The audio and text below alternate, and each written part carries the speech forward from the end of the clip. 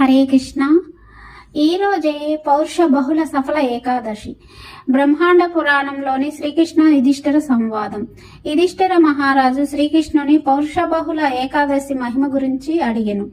శ్రీకృష్ణ భగవానుడు ఇట్లు చెప్పెను: దేవతలలో విష్ణుమూర్తి, నదులలో గంగా, మానవులలో బ్రాహ్మణులు, పక్షులలో గర్కుమంతుడు, యజ్ఞములలో అశ్వమేధ యజ్ఞము, నాగులలో అనంతుడు ఎట్లు శ్రేష్టమైన వారో అట్లే ఏకాదశిలలో ఏకాదశి వ్రతము సర్వశ్రేష్టమైనది. ప్రతి మాసంలో వచ్చే బహుళ ఏకాదశి వ్రతములు ఎవరు పాటింతురో అట్టి వారు నాకు ప్రీతిపాత్రులు అగుదురు.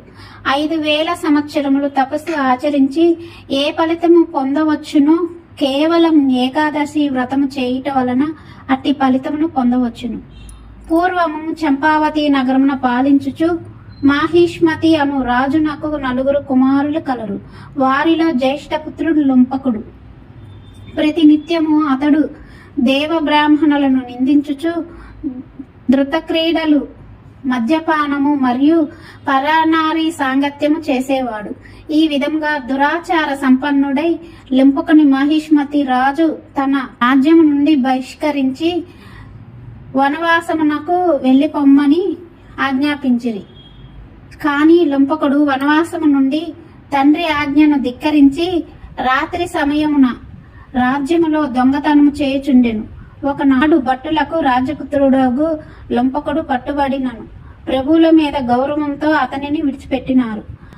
కాలము ఇట్లు గడుచుచుండగా వన పశువులను వధించి వచ్చిన మాంసము ఆరగించుచు జీవించుచున్న లుంపకుడు ఒక దినమున ఒకానొక అశ్వత్థ వృక్షమును గాంచి ఆ చెట్టు కింద కొన్ని రాత్రులు నివసించవలనని సంకల్పించెను. ఆ కోరిక ప్రకారం అచట నివసించుచు పౌషమాసమున బహుళ దశమి నాటి రాత్రి ఆకలి దప్పులను తాళలేక సృహ కోల్పోయి భూమి మీద పడుండెను.